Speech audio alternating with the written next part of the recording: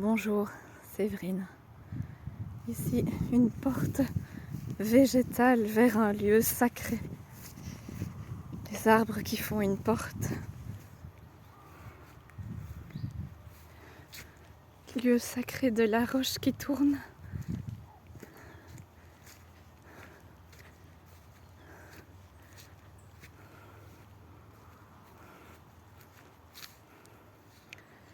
Là,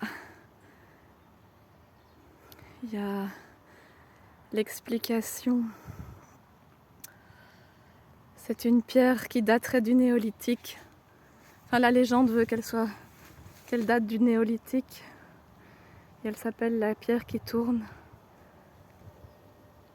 Et selon la légende, la pierre tournait à minuit sur elle-même quand ça sonnait à minuit à une des fermes du village.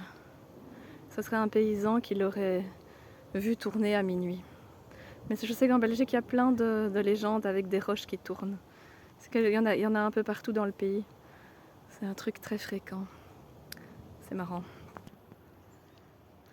Mais je vous amène ici parce qu'en fait ici, sur ce site du néolithique, il y a plein de châtaigniers. Là, un tout grand, tout vieux, où ça monte très très haut.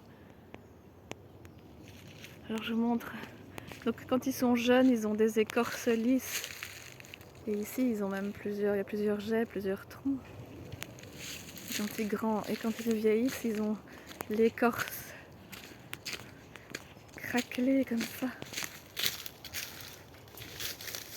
Je vous montre l'écorce de près. Il est très très haut et ici il y en a vraiment plein. Il y a vraiment sur plusieurs mètres tous des châtaigniers. Et c'est vrai que quand on est avec les châtaigniers, on a parfois l'impression d'être au milieu d'une bande de potes qui sortent de Guindaille. Parce qu'avec leur bogue, on dirait qu'ils ont les cheveux en pétard en sortant de sortie. Et c'est marrant quoi, ça donne une sensation ils sont nombreux en plus. Ici il y en a vraiment beaucoup.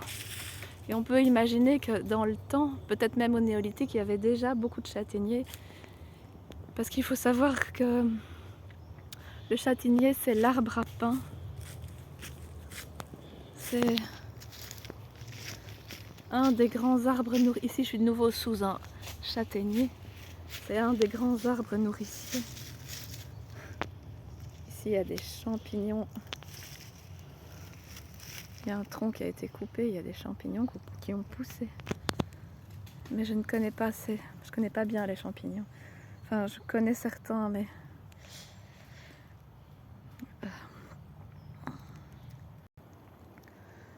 Je dis bonjour à un des châtaigniers, un des plus vieux. Et je leur remercie de m'accueillir.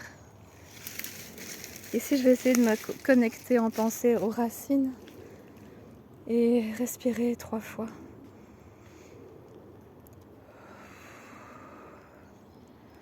On inspire en gonflant le ventre, on expire en rentrant le ventre.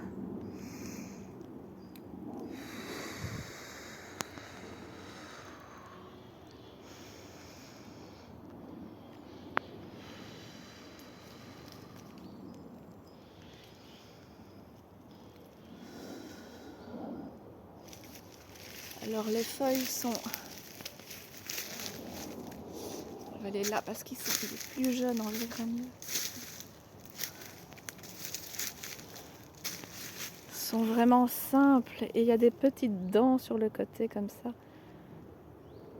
À mon sens, en Belgique, il n'y a pas vraiment d'arbres qui ont le même style de feuilles.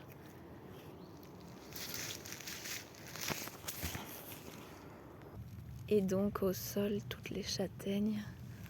Dans les bogues, elles sont au toucher, c'est très très très piquant. C'est vraiment...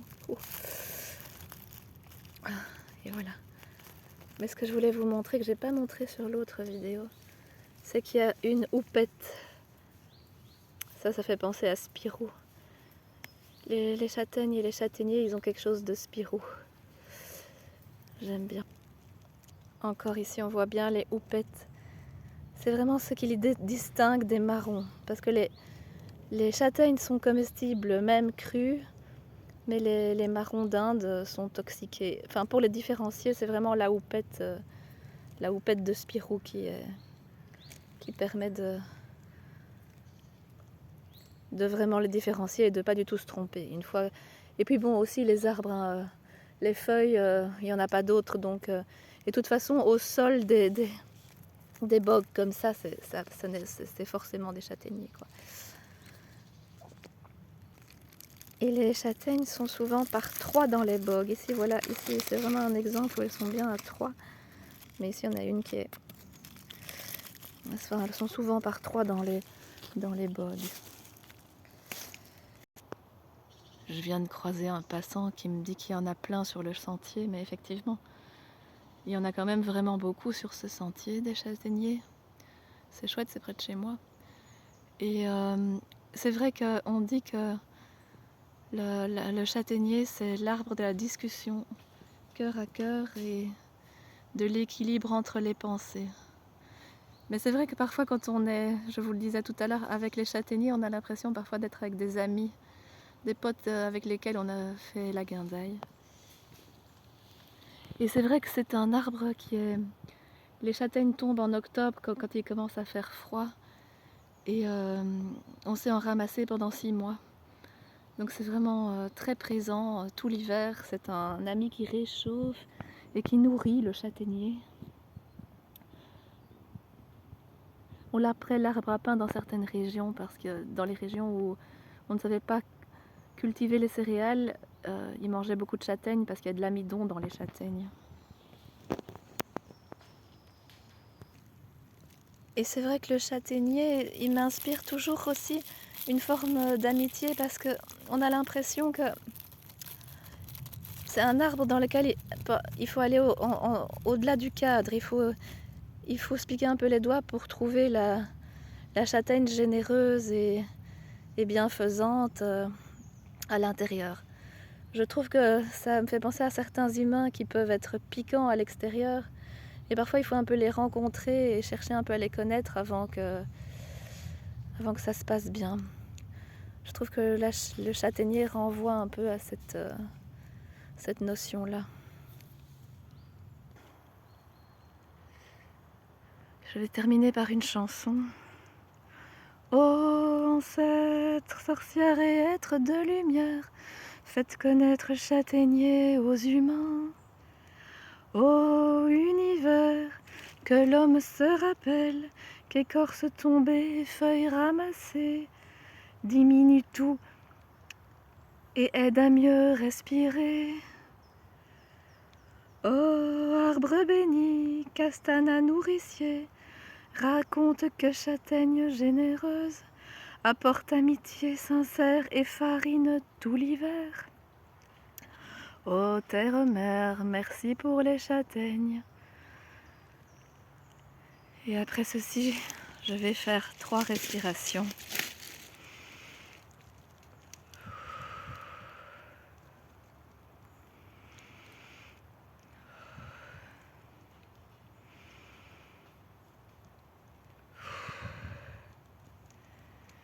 Et je vais vous dire au revoir en continuant ma récolte. Au revoir.